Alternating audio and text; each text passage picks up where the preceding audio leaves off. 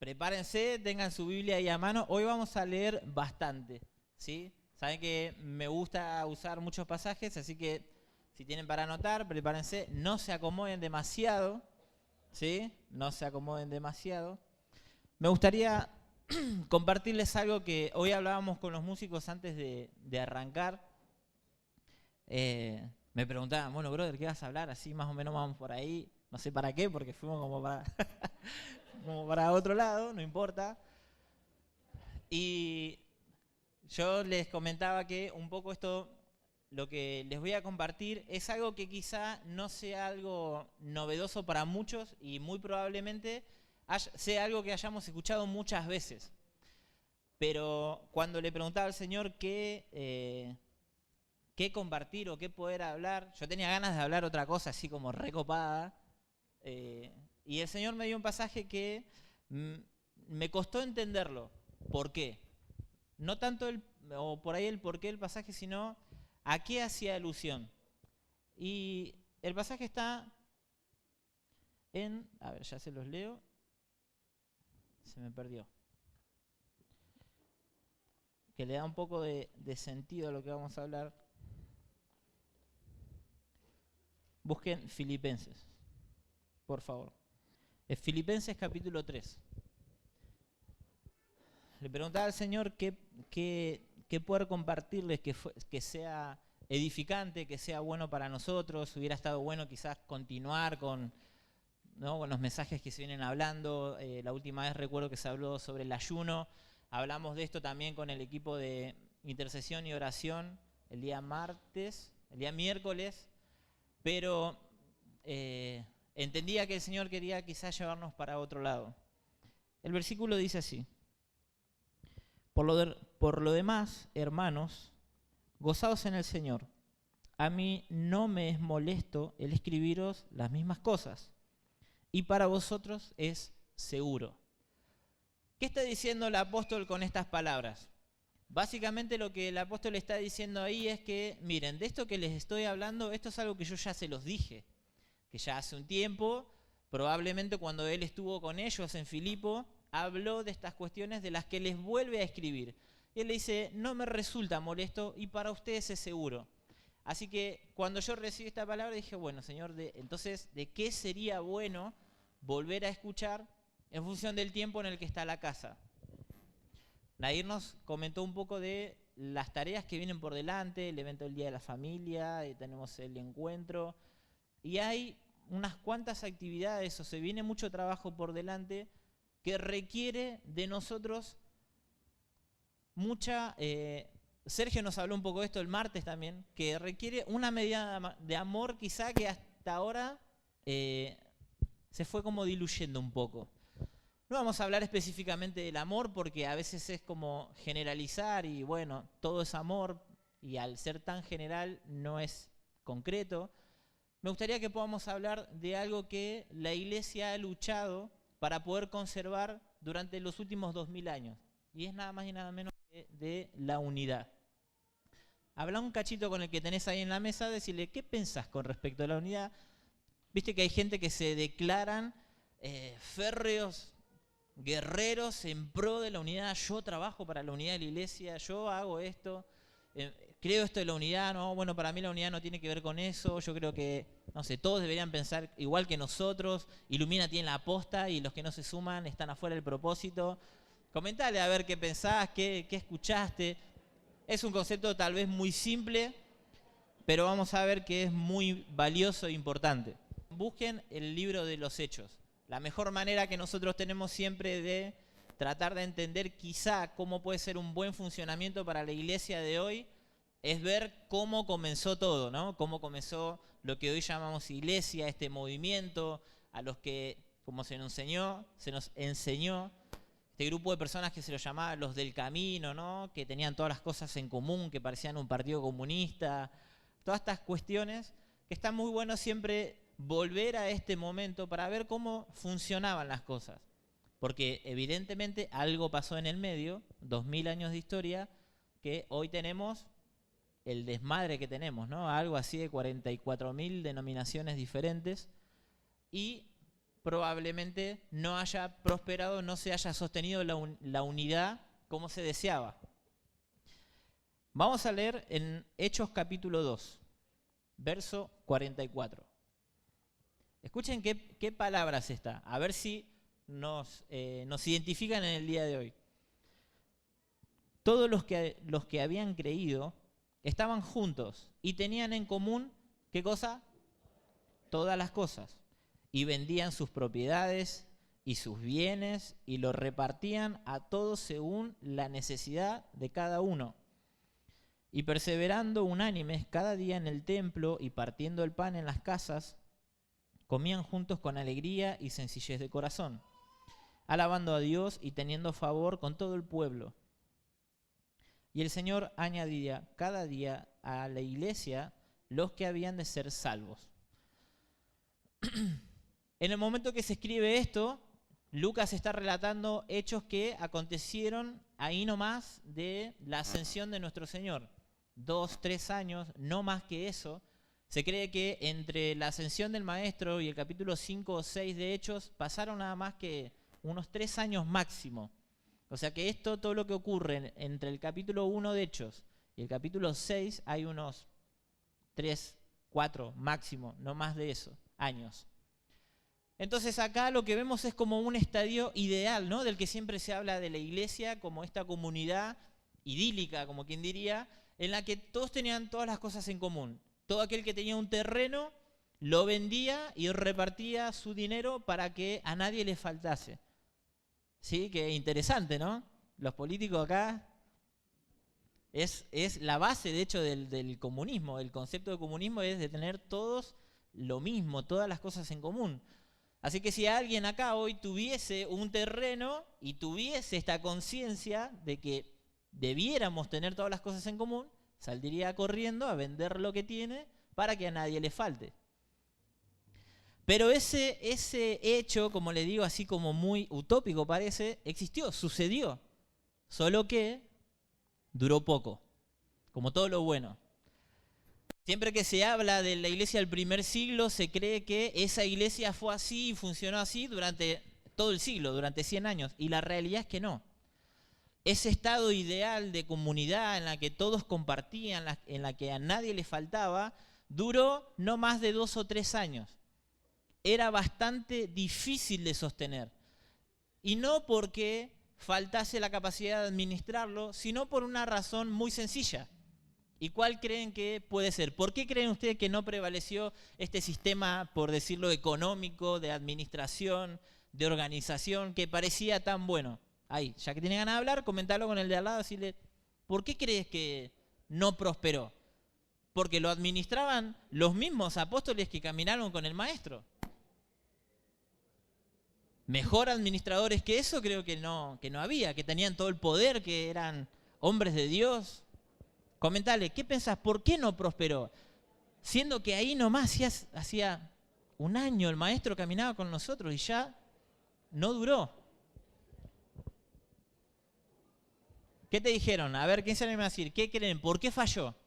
Siendo que caminaron hacía tan poquito con el Señor. No es que habían pasado, no sé, 10 décadas, 30, 40 años. Pasaron 3 años de la ascensión del Maestro. ¿Por qué creen que falló? ¿Por qué creen? No sé si la palabra es que falló, pero que no prosperó, que no se sostuvo en el tiempo. A ver, bueno, entonces, la razón quizá por la que no prosperó esto es por un hecho muy sencillo. Y es que estaba administrado, si bien eran hombres de Dios, al fin y al cabo eran ¿qué? Hombres, personas.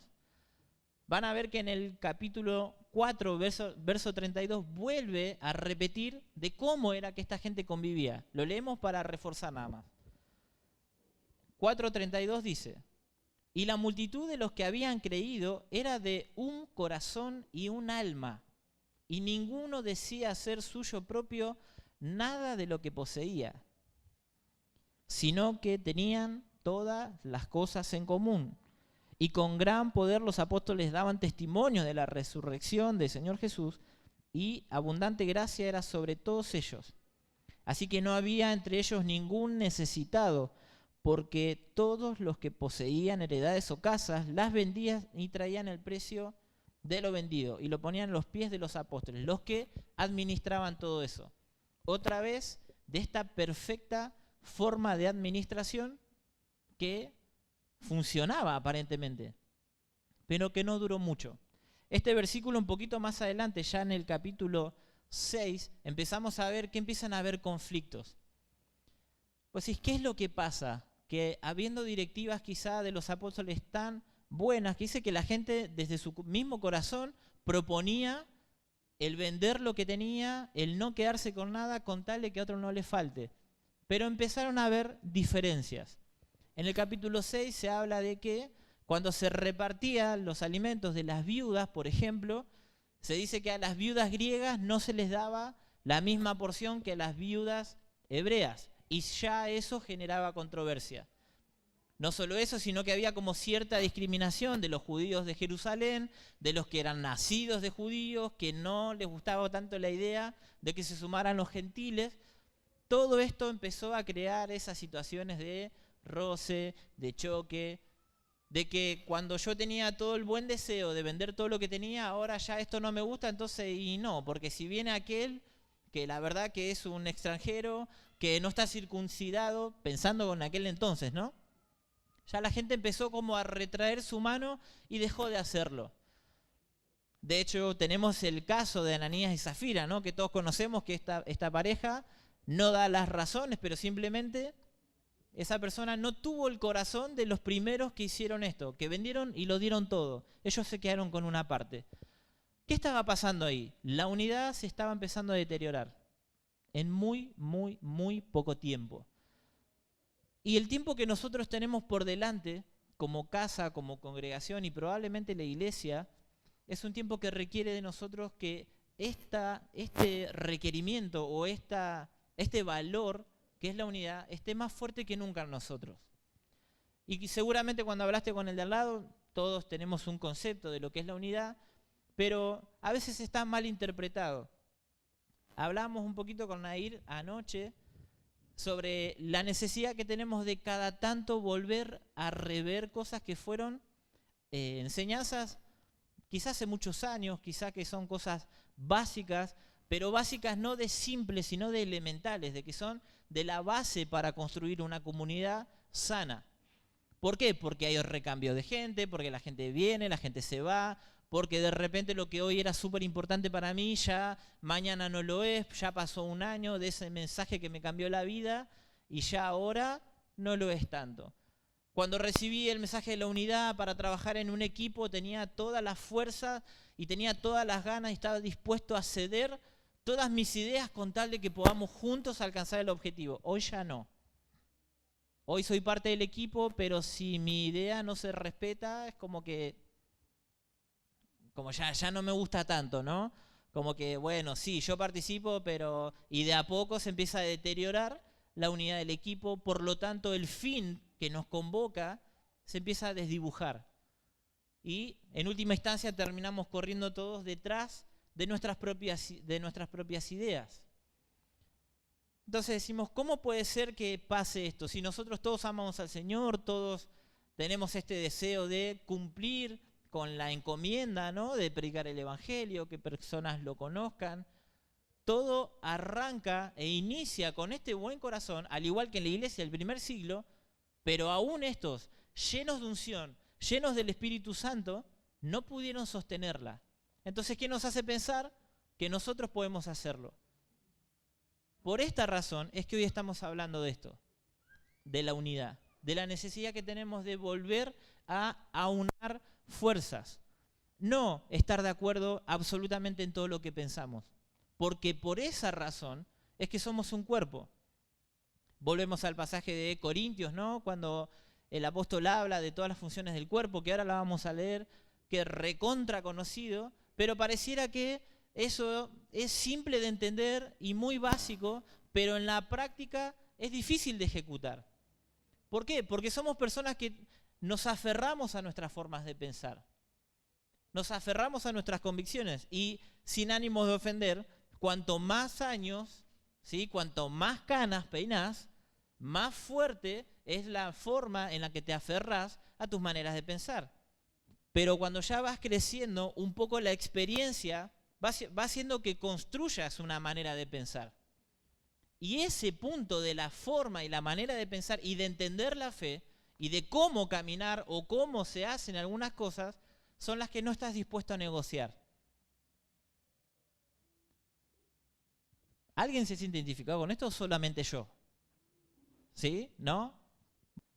Saben que cuando uno cruza la barrera de los 30 años, explica un poco la psicología, esta ciencia un poco experimental, que hasta ese momento hay muchas ideas como que están flotando porque uno tomó y escuchó a otras personas, vio de las experiencias de vida de otra, pero a partir de los 30 años como que las ideas empiezan a decantar. Decantar quiere decir que dejan de estar flotando y empiezan a cimentarse y a sentarse dentro de cada uno.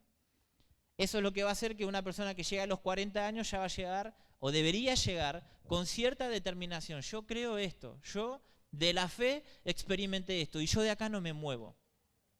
Una persona de 50, 60 años, muchísimo menos. Prácticamente es imposible cambiar su forma de pensar porque te dicen, no, nene, yo sabes que ya viví todos los gobiernos peronistas, yo estuve cuando Alfonsín no sé qué hizo y cuando De la Rúa se fue en helicóptero, a mí no. A mí ya no me venden ningún buzón.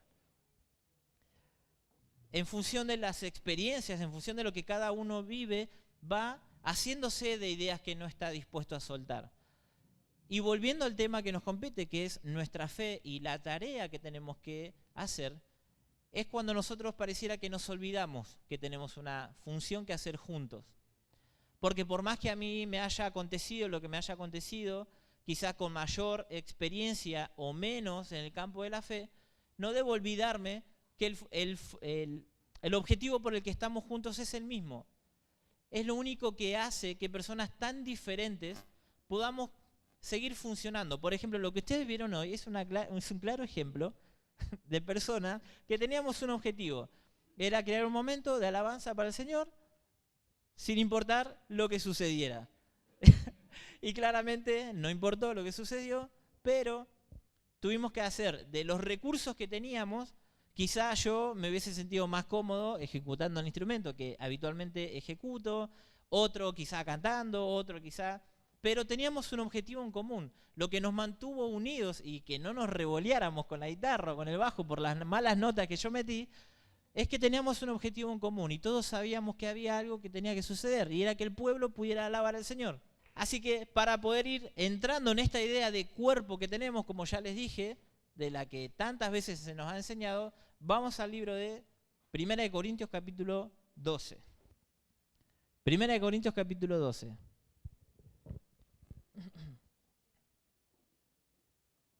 Dice así, versículo 4 en adelante. ¿Lo tienen? Ahora bien, hay diversidad de dones, pero el Espíritu es el mismo. Y hay diversidad de ministerios, pero el Señor es el mismo. Hay diversidad de operaciones, pero Dios, que hace todas las cosas en todos, es el mismo.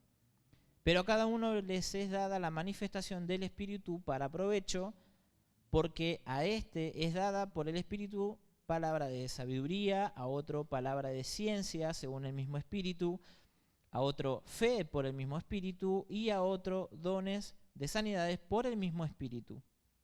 A otro el hacer milagros, a otro profecía, a otro discernimiento de espíritus, a otros diversos géneros de lenguas, a otro interpretación de lenguas, pero todas estas cosas las hace uno, y el mismo Espíritu repartiendo a cada uno en particular como a él le da la gana, básicamente está diciendo Pablo.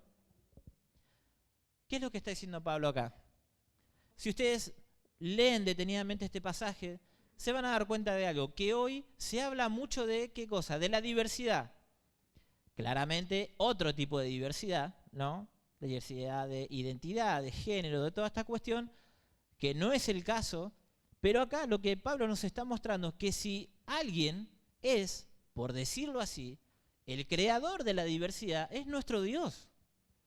No de la diversidad de género, de la diversidad de identidades, de diferentes tipos de personas, de diferentes tipos de gracias. Dice que Él le dio a cada uno una medida de fe. O sea que la fe que vos tenés no es la misma que tiene tu hermano, el que tenés al lado. Por lo tanto, para entender un funcionamiento de cuerpo, y todo el capítulo, el 12, habla de esto, de cómo necesitamos cada uno la parte del otro, tenemos que entender que fue el propio Señor el que repartió gracias y dones de esa manera. Lamentablemente, el no entender la unidad muchas veces es caer en pretender la uniformidad, que es distinto. Cuando queremos que todos hablen como yo, cuando queremos que todos prediquen como yo, cuando queremos que todos lideren como yo, cuando queremos que todos entiendan las escrituras como yo, eso es lo que termina generando, en lugar de mayor unidad, mayor división. ¿Por qué? Porque tu hermano que está al lado tiene una manera distinta de comprender y entender. Estamos parados sobre las mismas bases. Una fe, un Señor, ¿no? Todo lo que ya sabemos. Pero el desenvolvimiento del funcionamiento de un cuerpo no es el mismo para todos. Y si no entendemos esto, tenemos por delante no solo eventos, sino un tiempo en el que la iglesia necesita estar unida. Nosotros, como casa. ¿Por qué? Porque abrimos nuestras puertas. Porque cada vez ingresa gente nueva que no conocemos y necesitamos la unidad para poder recibirlos en amor, para poder saber cómo ordenar el funcionamiento, cómo hacer para crecer unidos y no, a medida que esto vaya creciendo, porque así va a ser, no perdamos la forma. Y la única forma que tenemos que tener es una forma ¿de qué? De cuerpo. Entender que cada uno ocupa un lugar, cumple una función, tiene una gracia que puede ampliarse, pero que tengo que aprender a verla, y no solo a reconocerla, sino a poder identificar que esa gracia que el otro tiene es lo que a mí me falta. Porque que yo le diga a mi hermano, che, brother, la verdad que vos sos esto, tenés aquello, todo eso está muy bien y está bueno, porque ayuda a reconocer. Pero lo primero que hay que reconocer en realidad es que toda esa virtud que tu hermano tiene es lo que a vos te falta. El principio de la unidad es entender que yo no tengo todas las características. Es que yo no tengo todas las respuestas. Es que vos no sos el que la tiene atada. Es que vos no sos el que sabe cómo funcionan todas las cosas. Ese es el principio que mantiene la unidad. Pablo, hablando de esto, del funcionamiento del cuerpo, de que uno es ojo, otro es cabeza, de cómo funcionan los diferentes dones, que algunos profetizan, otros son maestros, otros apóstoles, y después él lo pasa a un siguiente nivel. Pero de todos esos dones y la multiplicidad de gracias que el Señor dio, de todo eso procuren el amor. Bueno, y acá entra la cuestión del amor. ¿Por qué? Porque el amor dice que es un vínculo. ¿Sí? Dios es amor, sí, todos sabemos eso. Pero el amor funciona como un vínculo. ¿Saben lo que es un vínculo? Quizás los más jóvenes entenderán lo que es un hipervínculo, pero un vínculo es lo que une dos objetos que no necesariamente tienen que ser iguales. Si vemos las paredes, por ejemplo, los ladrillos están unidos por ese pegamento, cemento, no sé qué le pusieron. Eso que liga dos partes, eso es el vínculo. Por lo tanto, si no estamos unidos con este vínculo, que es el amor que hace que yo pueda unirme a otro distinto para construir juntos una casa espiritual, lo que querramos hacer no va a prosperar. Porque tenemos muchos proyectos, porque queremos hacer muchas cosas, pero si esta unidad no se cuida, familia, si no entendemos el valor que tenemos en el de al lado, justamente porque todo lo que él tiene, yo de eso probablemente carezco, vamos a estar corriendo detrás de actividades y por dentro nos vamos a estar deteriorando. Estamos a las puertas de crecer mucho. Y si no cuidamos esto, por reiterativo que les suene, vamos a durar poco. ¿Saben que en 1960 se descubrió lo que se llaman las células madres? Hasta el día de hoy se sigue investigando sobre esta cuestión. Son las células que en el cuerpo son las que producen las primeras células que después hace que se multipliquen con diferentes capacidades. Por ejemplo, todos sabemos que cuando un feto está en desarrollo, las primeras células, como ya explicamos alguna vez, son todas iguales. Pero de repente hay una célula que se multiplica en otra pero que esa otra tiene otras características. Son todas iguales hasta que en un momento hay una que dice, bueno, de acá para adelante, de esta célula para adelante, todas se van a multiplicar y van a ser células de ojo, por decirlo así. Después hay otra célula, por otro lado, que se multiplica de forma exponencial y que dice, vos de acá para allá te vas a multiplicar en células de boca, vos vas a hacer dientes. Estas células madres se descubrieron hace pocos años. En cuanto se descubrieron, una de las cosas que se descubrió a los 2 años nada más, en el 62, era que estas células podían ser reprogramadas. Y ahí fue una revolución, de hecho ahí hay un Nobel de medicina, de ahí vino toda la clonación de la vaca Dolly, de la oveja Dolly, que lo que podían hacer ellos era tomar estas células madres, extraerlas de los cordones umbilicales de los bebés o de los huesos, ¿sí?, del fémur, y se podían extraer para multiplicar células y de ahí en más crear incluso tejido, ¿sí? ¿Me están escuchando? Tejido humano fuera del cuerpo humano. ¿Por qué? Porque en esas células madres está toda la información contenida para poder desarrollar un cuerpo completo. Y se las puede condicionar, y acá es donde nosotros tenemos que entender la importancia de la limitación y de la ley. ¿Por qué? Porque estas células tienen toda la información para crear un hombre, pero la célula en la que se va a reproducir, la célula madre le va a decir, vos tenés toda la capacidad, pero vos te vas a multiplicar en esto, en células de ojo, y así sucesivamente, y hacia adelante hasta poder conformar a un hombre completo. La importancia de estas células al día de hoy es que se cree que se pueden crear incluso órganos en laboratorios para reemplazarlo y para trabajar sobre enfermedades. 1.000.000 de cosas se pueden hacer, se hacen, hay debates éticos por todo esto, pero lo importante de eso es saber que todas estas células que se multiplican de forma diferente en un momento parten de un solo lugar, de una célula madre. Esa célula madre fue la que condicionó a todas las que vienen por delante y a cada uno les asigna una tarea. Básicamente lo que sucede con nosotros es lo mismo. Como dice acá Pablo, dice, ahora viene diversidad de dones, pero el Espíritu es el mismo.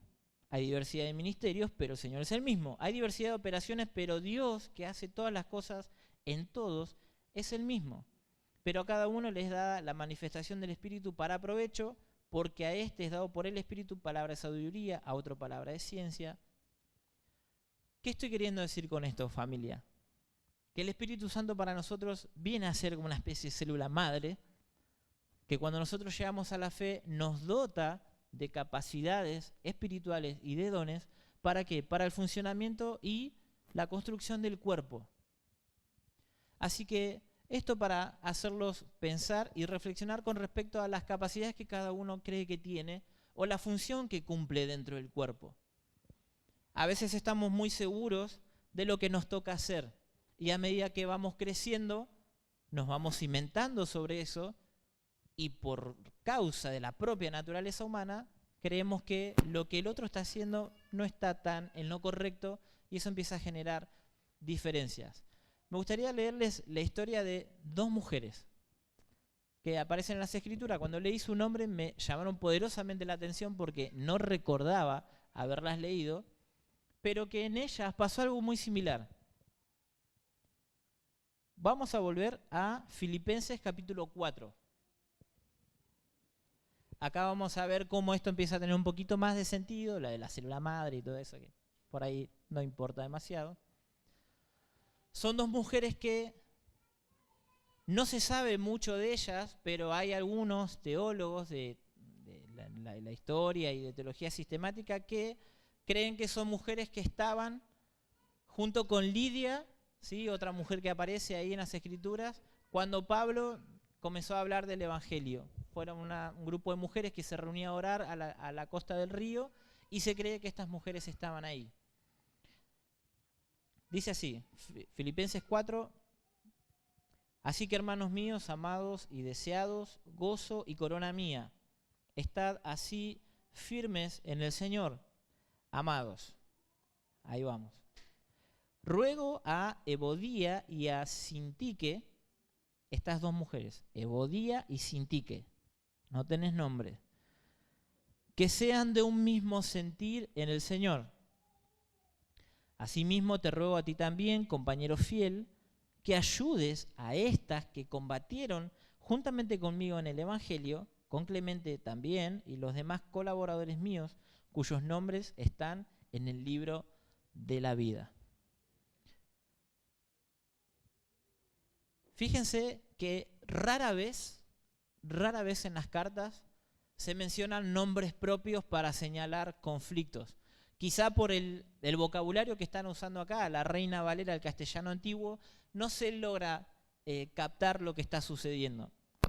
Iba a sugerirles otra traducción, pero iba a ser medio complicado. Pero para que se entienda lo que está diciendo acá el apóstol Pablo es, miren, le está hablando a los filipenses, lean la carta, que la carta está buenísima, porque él está muy contento con ellos. Fueron, de hecho, la única comunidad de quien él aceptó ofrendas para sostener su ministerio. Él los quería mucho, decía que se angustiaba, que cada vez que oraba se acordaba de ellos en sus oraciones, pero no evitó mencionar a dos mujeres. No es un detalle menor que Pablo haya mencionado a dos mujeres. ¿Por qué? Porque para el año en el que se escribió esta carta, ya era recurrente que cada carta del apóstol Pablo que se recibía circulaba por todas las comunidades. Vamos a traerlo a nuestro hoy en día. Imagínense que nuestro pastor Sergio se va, como hoy está en Paraguay, y no existieran los medios de comunicación como los tenemos ahora, y mandara una carta desde Paraguay. Amados, ¿no? Amigos, gente, ¿cómo están? ¿Todo bien? Ahí hablándonos de lo que entendía de parte del Señor para nosotros, diciéndonos que nos extraña, y de repente ahí aparecen dos nombres que todos conocemos en la comunidad. Imagínense que diga ahí, te pido por favor, Nair, decile a Néstor y a Pablo que se pongan de acuerdo. Así, en una carta que está hablando de manera general, de repente menciona a dos personas que van a quedar completamente expuestas. Y no solamente su comunidad, sino que ya se sabía que las cartas después recorrían todas las comunidades. Así que esa carta se iba a leer acá, se va a leer en Venado, en Paraguay, en Brasil, y todo el mundo iba a saber que Pablo y Néstor tenían un problema. Y que necesitaba que alguien de la comunidad, de alguna manera Pablo está diciendo, alguien intervenga entre ellos y ayúdelos a reconciliarse. ¿Por qué? Porque fueron dos personas que sirvieron conmigo y que sus nombres están escritos en el libro de la vida. Eran personas que habían batallado, dice, por el evangelio con él. Y había una diferencia entre ellas. ¿Sí? ¿Cómo puede ser que si estas mujeres fueron de las que estuvieron en los inicios, que probablemente junto con esta otra Lidia, escuchando las primeras enseñanzas de Pablo, ya habrían pasado unos años, pero ¿qué pasó? Empezaron a crecer. Empezaron a tener cada una su experiencia, empezaron a tener probablemente cada una su entendimiento con respecto a la doctrina, porque no especifica cuál es el problema, pero está diciendo que sean uno en el Señor. Evidentemente el problema que ellas estaban teniendo podía traer mayores consecuencias a la comunidad. De otra manera el apóstol Pablo no las hubiese mencionado. Hubiese dicho como en otra carta, a ese que tienen entre ustedes, ese adúltero, sáquenlo, pero no dio nombre. En este caso, para cuidar la unidad de una comunidad, dijo, ¿cómo se llamaban? Evodia y Sintique, nombres personales específicos, por favor, intervengan para que su conflicto se solucione. No les estaba hablando de lo que estaba pasando entre ellas, era un problema de salvación, porque dice, sirvieron conmigo peleando por el evangelio y sus nombres están escritos en el libro de la vida. O sea que eran mujeres con mucha obra, con mucho sacrificio, con mucho esfuerzo, pero entre ellas había algo, no estaban siendo una en el Señor. No les está diciendo que piensen de la misma forma. No les estaba diciendo Pablo que ellas hagan lo mismo. Les está diciendo que sean una en el Señor. Mujeres que eran probablemente referentes de esa comunidad. Estas dos mujeres, que hasta el día de hoy se habla de ellas, son un ejemplo de cómo incluso en las comunidades más pequeñas, que cuando crecen o cuando se inician, pareciera que todos tienen ese mismo corazón, ¿no? Recuerdo cuando Ilumina inició ya hace unos cuantos años atrás, éramos medio como un scrum, ¿no? Todos para allá y todos para allá. Yo era chico, prácticamente, molestaba más que otra cosa, pero me acuerdo de ver a Pelu, Sergio, a Nando, a Naira, a gente que estaba ahí en esos inicios que era todos para allá y todos pensábamos lo mismo y todos entendíamos lo mismo y todos éramos por lo mismo. Esa especie de caldo de cultivo de células madres hasta que empezó a crecer, se empezó a multiplicar y hoy tenemos acá un cuerpo. Cada célula madre, por decirlo así, se multiplicó en otros. Y esos otros, que son todos los que estamos acá, todos tenemos diferentes características. Y acá es donde la unidad empieza a correr peligro, pareciera. ¿Por qué? Y porque probablemente la tercera, cuarta línea o quinta generación de multiplicación de célula o de persona, ya viene uno con una idea diferente. Che, no, pero yo no sé si esto es tan así, porque yo vengo de aquella comunidad y de allá, y en Paraguay se cree así, y nosotros allá hacemos así. Y eso que empieza a parecer que afecta a la unidad, en realidad deberíamos tratar de manejarlo de una manera un poco más bíblica, por no usar otras palabras. Acá es donde el amor con el que todos queremos servir, la devoción que cada uno tiene por su servicio para el Señor, es donde se pone a prueba. ¿Y saben por qué? ¿Por qué le doy tanta rosca a esto? Y le pedían ayer que dejáramos la ofrenda para lo último. Porque siempre hablamos de que ofrende a aquel que lo haya dispuesto en su corazón. Y eso está muy bien, porque la ofrenda no es algo que uno debiera hacer de manera liviana. Pero no solo eso, porque el Señor cuando habla en el Sermón del Monte, dice estas palabras. En Mateo capítulo 5, verso 21. Y acá vamos a ver por qué es tan importante que cuidemos esto para todo lo que hacemos, incluso hasta para las ofrendas que damos. Y mientras los buscas, sé que hay algunas personas nuevas, que hay gente que está quizás hace poco, y me hubiese gustado quizás encontrar otras palabras que puedan ser más abarcativas, ¿no? Como para todo tipo de persona, pero creo que es un mensaje para la casa, para los que somos de la casa. Y si te estás sumando, bienvenido a esta familia que necesita rever la cuestión de la unidad. Y estaría bueno que si estás dando tus primeros pasos hoy con nosotros, que te vayas con esto y que lo tengas presente. Que te estás uniendo, que te estás sumando a una casa, a una comunidad de personas que piensan diferente, de personas que tienen características diferentes y que eso no tiene por qué ser un motivo de separación o división. Así que vamos a leer el Mateo 5, 21. Oísteis que fue dicho a los antiguos, no matarás, y cualquiera que matare será culpable de juicio. Pero yo os digo que cualquiera que se enoje contra su hermano será culpable de juicio. Y cualquiera que diga necio a su hermano será culpable ante el concilio. Y cualquiera que le diga fatuo quedará expuesto ante el infierno de fuego. Por tanto, si traes tu ofrenda al altar y allí te acuerdas de que tu hermano tiene algo contra ti, deja allí tu ofrenda delante del altar y anda. Reconcíliate primero con tu hermano y entonces ven y presenta tu ofrenda. Si hoy hablamos de la necesidad que tenemos, de la importancia de conservar y mantener la unidad por un fin mayor, esto que me hace saber que por más características que tenga, buenas o malas, o la cantidad que puede identificar, que todos somos parte de una obra mayor, tenemos que entender que si no están estas cosas resueltas, incluso nuestras ofrendas se ven afectadas. ¿Qué estoy diciendo con esto? En concreto, si vos venís y presentás tu ofrenda y estás teniendo un problema con tu hermano, básicamente esa ofrenda no es considerada. Así como la ofrenda del que viene y da porque se acuerda que tiene que dar o porque mete la mano en el bolsillo y lo primero que tiene lo tiran en el cesto. el acto de ofrenda, como ya aprendimos, es un acto de acercamiento. ¿Qué significa ofrenda? Acercamiento, corbán.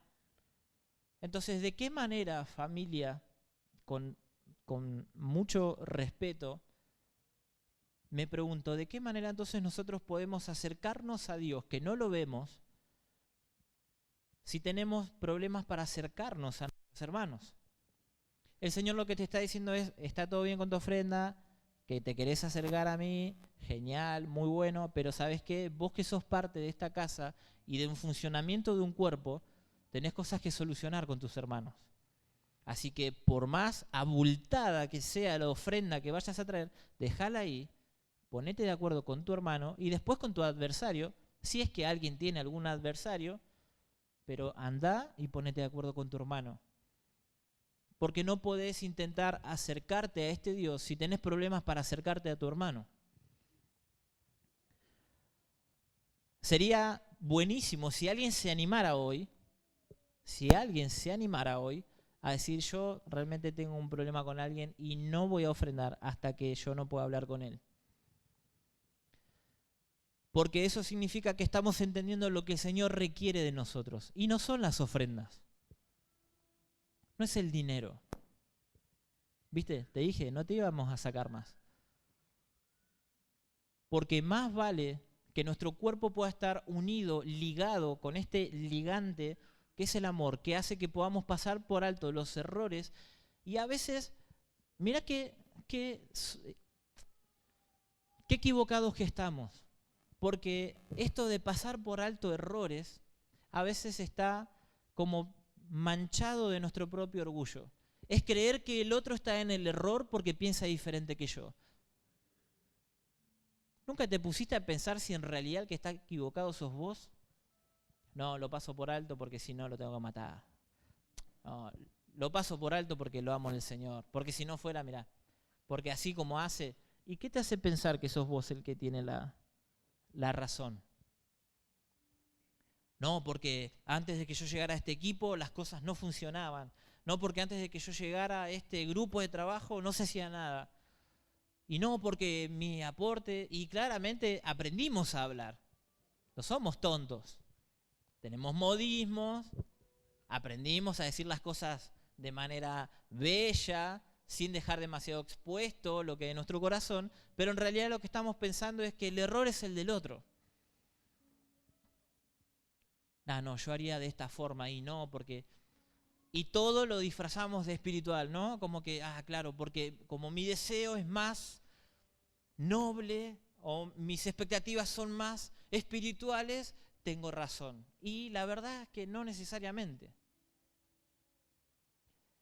Entonces este vínculo perfecto del amor simplemente lo que nos hace y en lo que nos ayuda es a poder reconocer las virtudes del otro, pero como les dije hoy al principio, principalmente que esa virtud que el otro cuenta con la virtud que el otro tiene es lo que a mí me falta. Y si no podemos reconocer nuestras propias carencias, muy probablemente todo el tiempo estemos juzgando de que el otro está equivocado. No, lo tolero, pero porque lo amo. No, probablemente el que está equivocado sos vos y no estás viendo que esa perspectiva que él está dando de un funcionamiento, de un trabajo, de lo que haya que hacer, es lo que vos no estás viendo. Y bueno, pero tenemos que decidir por uno. Sí, siempre hay que decidir. A veces hay que tomar decisiones y es una cosa o la otra, pero lo que va a hacer que no se rompa esa relación o que todo prospere, aunque no se haga lo que yo quiero, es que lo que nos importe tanto al otro como a mí sea una sola cosa. Lo que el Señor nos mandó a hacer. Y de la única manera que eso se vuelve tangible, ¿saben cuándo es? En las relaciones, familia. En las relaciones.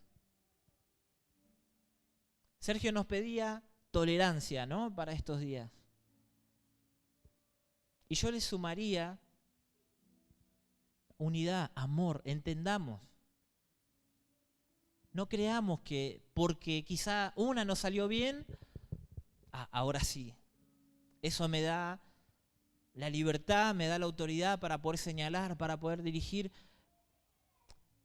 Optemos siempre por la opción más humilde. Y como siempre les digo, yo desde este lugar me sumo a esto. A que no tenemos la última palabra. Cada gracia que hay en uno de nosotros es parte de la revelación de quién es nuestro Dios. Escucharlos, debiera enriquecernos. Hay personas acá que cada vez que escuchan a otro están midiendo, están juzgando a ver si lo que está diciendo encaja o no encaja con mi teología, con lo que yo creo. Teologías humanas, formas de pensar estructuradas, limitadas. ¿Sabes que tu comprensión de qué es Dios es como un mapa? Nuestra comprensión de lo que es Dios es como un mapa.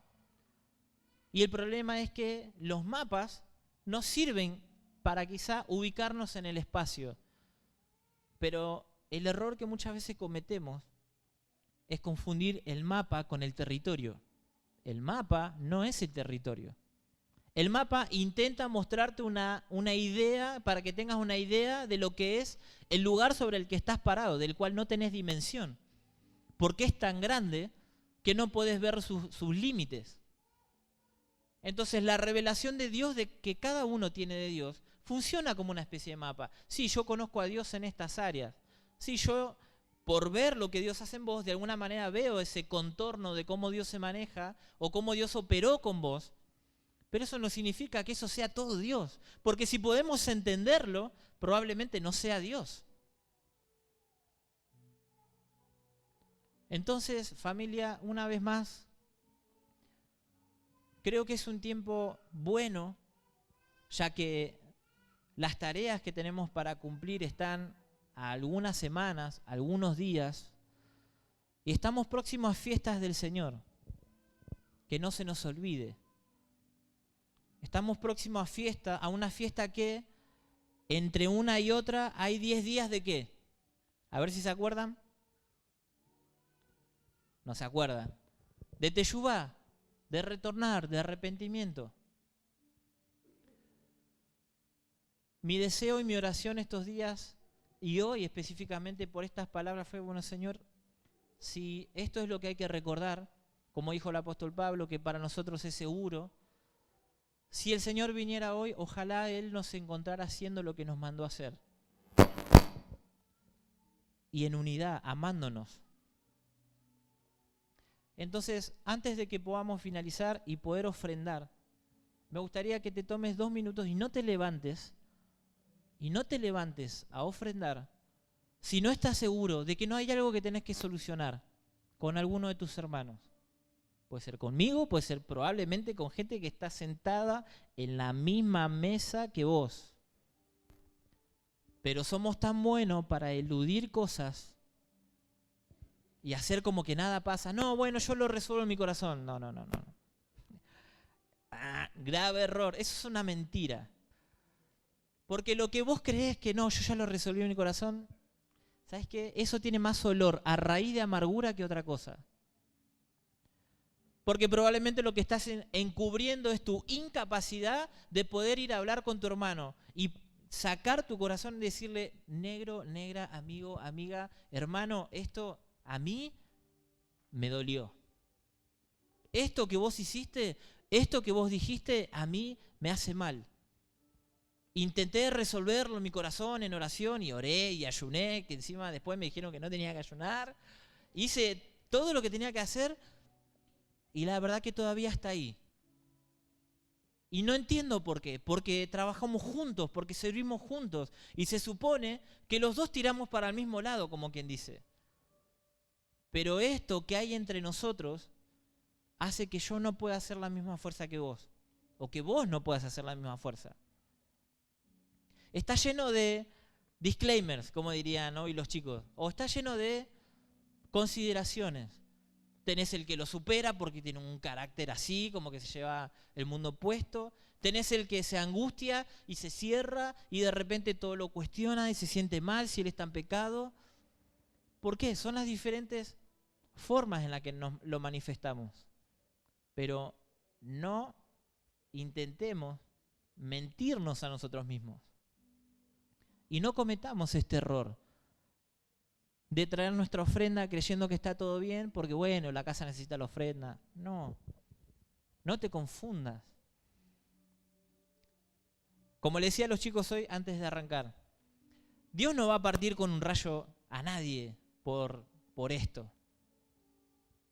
No es que si vos hoy traes tu ofrenda y no te arreglaste con el que vos sabés, que te dijo eso que vos sabés, o que vos dijiste y te hiciste el sota, que sabés que fuiste hiriente, no te va a partir un rayo. Quédate tranquilo.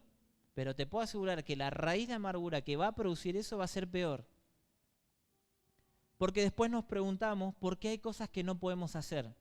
El apóstol Pedro le dice a los hombres, hombres, pónganse de acuerdo con sus esposas, traten bien a sus esposas. ¿Para qué? Para que cuando oren, sus oraciones sean bien recibidas.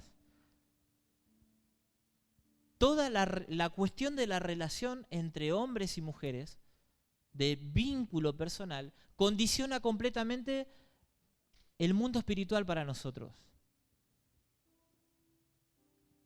Si no hay orden en esto, nuestras oraciones no van a prosperar.